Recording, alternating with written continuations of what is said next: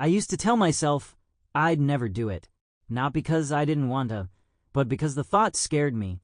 Every time I walked down the hallway, past my sister's door, I'd see the thin line of light at the edge where her closet door never quite shut.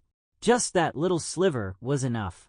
Sometimes I caught a flash of fabric hanging inside, the sleeve of a blouse, the ruffle of a skirt, or the curve of a heel resting on the floor.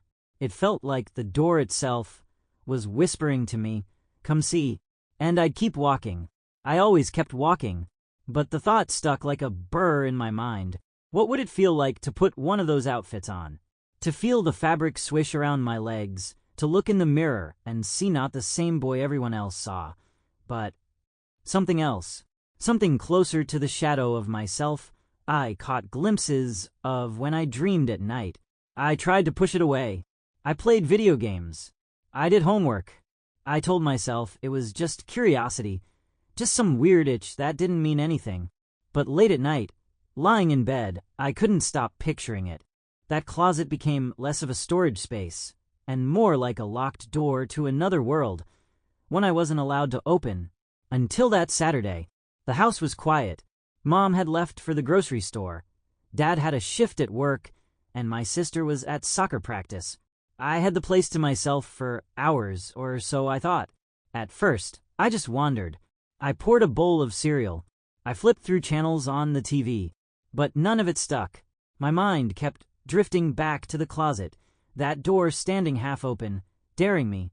I stood in her doorway, arms crossed like I could convince myself I was only passing through.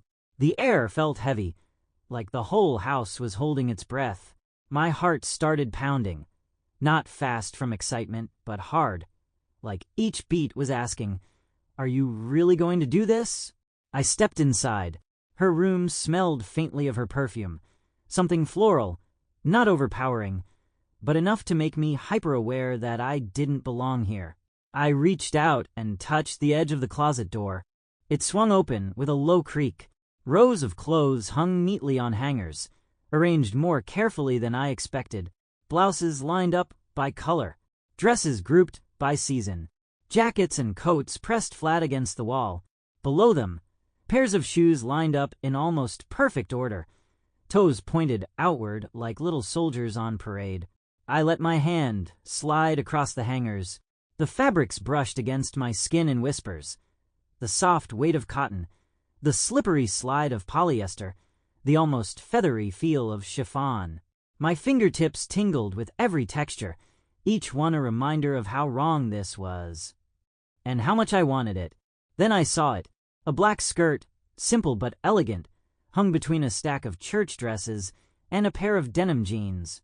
Next to it, a cream blouse with delicate pearl buttons that caught the light. My breath caught, my hand hovered, then closed around the hanger. I pulled the outfit free and held it up. The skirt fluttered slightly, catching the air, and for a moment I felt like I was already wearing it. I told myself it would be quick, just a second, just enough to quiet the itch in my mind. Then I'd put everything back exactly where it had been, no one the wiser. But even as I thought it, I knew that wasn't true. I kicked off my sneakers and yanked off my jeans, heart pounding so hard I had to pause to steady my breathing. I tugged my t-shirt over my head and tossed it aside, standing in my underwear in her room. Holding her clothes, I felt like I'd already crossed a line I could never uncross. The blouse went on first. The fabric slid over me like water, cool against my shoulders and arms before warming to my skin. The sleeves brushed my wrists as I buttoned it up, my fingers fumbling at the tiny buttons. Each click of a button sliding into place felt like a door locking behind me. Then the skirt. I stepped into it clumsily, nearly tripping as the hem tangled at my knees. I pulled it up, fastened the zipper, and felt the waistband settle snugly at my waist. I looked down. The fabric fell to just above my knees, swaying faintly when I shifted my weight. I turned toward the full-length mirror on her wall and froze. It wasn't perfect. The fit was a little loose around the hips, tight around the waist. My hair was messy. My face looked out of place above. Such neat clothes. But for the first time, I didn't just see myself as I always had. A boy with a face I didn't recognize. I saw something else. Someone else. I stepped closer. The skirt swayed softly with my movement, brushing my legs. The blouse shifted against my chest as I breathed. I lifted my hand, touched the mirror as though I could close the distance. It didn't feel like a game. It didn't feel like dress up. It felt right, and that terrified me. For a few minutes, I just stood there, shifting, turning side to side, watching how the fabric moved with me. Every tiny swish of the skirt sent sparks through me. Every glimpse of the blouse in the mirror pulled me closer to a truth I couldn't name. I whispered, "This is me," but the words caught in my throat. The silence pressed in. I thought I could hear the clock ticking in the kitchen, the hum of the refrigerator down the hall, and under it all, my heartbeat, drumming like a secret trying to get out. I should have stopped. I should have taken the clothes off, folded them, hung them neatly back where they belonged. But I couldn't. I stood there rooted, memorizing the way I looked, the way I felt. Because for the first time, I wasn't chasing shadows. I wasn't imagining. I was living it, and that's when I heard it. The crunch of tires on the gravel driveway. I froze, the air catching sharp in my lungs. My whole body went rigid, as if stillness alone could make me invisible. But the skirt still brushed against my legs, whispering the truth I couldn't hide. No, they couldn't be back yet. Mom had only left 20 minutes ago. Soccer practice ran hours. I had time. I should have had time. Another crunch. A car door slammed. My stomach dropped. I scrambled. My hands clawed at the waistband of the skirt, fumbling with the zipper until it jerked free. I nearly ripped the seam, tugging it down, my knees knocking as I stumbled out of it. The blouse clung to my shoulders as if it knew I needed it gone, fabric catching under my arm when I yanked it over my head. Every second, I imagined the front door swinging open. I imagined footsteps thudding in the hallway, my sister's voice calling my name. I imagined her pushing her door open to find me standing there in her clothes, exposed in every possible way. I shoved both pieces into a grocery bag I found near her dresser, the plastic crinkling like a shout. Without thinking, I dropped to my knees and shoved the bag under her bed, too panicked to fold anything, too desperate to think straight. The front door opened. "Hello." My sister's voice, casual, close. My heart stuttered. My throat scraped dry. "Yeah," I called back, forcing the word out, trying to steady my tone. "I'm here." Her footsteps padded down the hall, unhurried, moving toward her room. Each step thudded in my ears louder than my heartbeat. I backed away from the bed, trying to look normal. Whatever normal looked like. When her door creaked open, she paused, then stepped inside. I stood frozen by her dresser, pretending to flip through a magazine I had grabbed without thinking. My chest still rose and fell too fast, and I prayed she wouldn't notice. She glanced at me, then around her room, like she was checking to see what I was up to. "What are you doing in here?" she asked. I shrugged. "Nothing. Just waiting for Mom. Thought I'd borrow a magazine." She hummed. Not suspicious, but not convinced. She reached into her closet, pulled out her gym bag, and slung it over her shoulder. Then she left, the sound of her footsteps fading as she called down the hall, "I'll be in the kitchen." The air in the room sagged. My knees nearly gave. That evening was torture. I couldn't shake the image of the grocery bag stuffed under her bed, wrinkled blouse, and skirt inside like evidence of a crime. At dinner, I barely touched my food. Dad asked about my day, and I muttered something about homework. My sister chatted about soccer practice, about a new girl who joined the team. I nodded along, my eyes glued to my plate. Every sound, every laugh from the TV afterward felt loaded. I kept waiting for her to bring it up, to smirk at me across the table, to casually mention something to Mom, to watch my world collapse in slow motion. But she didn't. She acted like nothing was wrong. Maybe I'd pulled it off. Maybe she hadn't seen. Maybe the bag under her bed was safe for now. That night, Lying in bed, I convinced myself I was still hidden, that my secret was still mine. But secrets don't stay hidden forever. The next evening, I was in my room when there was a knock at the door. "Yeah," I called, trying to sound bored. My sister stepped in. She wasn't smiling. She wasn't angry either. She was holding something in her hand. The black skirt.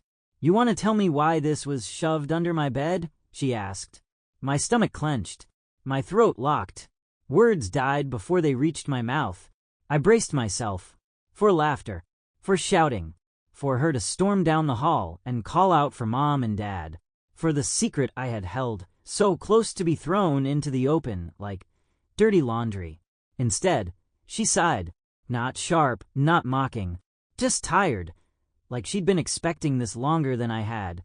"You could have asked, she said. I blinked. "What?" "It's not the end of the world," she said, holding the skirt up, letting the fabric sway between us. "If you wanted to try something on, you should have just asked me." Her words hit like a foreign language. My brain scrambled to translate.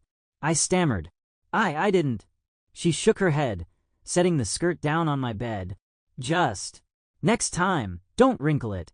Okay." And with that, she turned and walked out, leaving the door cracked behind her. I sat on the bed, staring at the skirt where she'd dropped it. My body felt hollow, like everything inside had been scooped out. She knew. And yet, nothing exploded. No yelling, no mocking. Just a sigh and a reminder not to wrinkle the clothes. I touched the fabric. It still carried the faint smell of her perfume. For the first time, I wondered if maybe, just maybe, this wasn't the end of the world after all. I didn't move for a long time after she left. The skirt lay across my bed like evidence. The fabric folded wrong, the waistband twisted. Proof that my secret wasn't a secret anymore. I sat there, staring at it, waiting for the wave to crash. Waiting for Mom to call me downstairs, for Dad to come pounding on the door, for the floor to fall away beneath me. But the house stayed quiet. The only sound was the hum of the ceiling fan, lazy and indifferent. I reached out and touched the skirt. The fabric was soft under my fingers, carrying the faint smell of detergent and my sister's perfume. I picked it up slowly like it might burn me, and folded it carefully, pressing the creases flat. My hands moved on their own, trying to undo the wrinkles, trying to erase the moment. But I couldn't erase it. She knew, and the world hadn't ended. That night, I couldn't sleep. I lay in bed staring at the ceiling, the glow of the streetlight outside, cutting a pale rectangle across my room. Every sound of the house made me tense. My sister brushing her teeth down the hall, the bathroom door closing, the creak of the stairs as Mom went up to bed. Any second, I thought, she'll tell them. Any second, I'll hear Dad's voice, sharp and heavy, calling me out. But the minutes ticked by and nothing came. The house settled into its usual rhythm. Crickets outside, the hum of the fridge downstairs, the low murmur of the TV my parents always fell asleep to. Still, my heart wouldn't slow. By morning, I was exhausted. I dragged myself into the kitchen, half dreading what I'd find. Mom was making coffee. Dad had already left for work. My sister sat at the table scrolling through her phone, her hair pulled up in a messy bun. She looked up at me once, just once, then back down at her screen. My chest tightened. She knew. She had to say something. Instead, she said, "Butter's by the toaster," like nothing had changed. I moved through the kitchen in a fog, made myself toast I couldn't taste, and sat across from her. My eyes kept flicking to her face, waiting for a smirk, a hint of what she was thinking.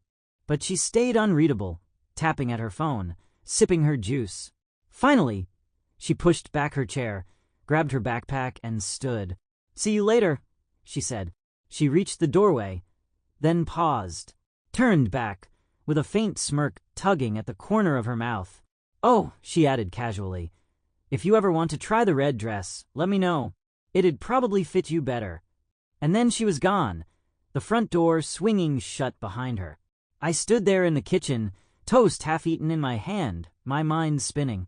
The red dress. She was offering me the red dress. It wasn't mockery. It wasn't a threat. It was... I sank into my chair, staring at the door she just walked through. My body felt light and heavy at the same time. She knew, and instead of shutting the door on me, she'd cracked it open wider. The rest of the day blurred. I went through the motions. Homework, chores, scrolling through my phone. But my mind kept circling back to that moment in the kitchen. The smirk, the red dress, the possibility hidden in her words. That evening, when I passed her room, I slowed. The closet door stood half open, as always. The hangers inside lined up like sentinels. For the first time, I didn't feel fear looking at it. I felt invited. I didn't go in, not yet. But the magnet pull was still there, stronger now, no longer tangled with dread.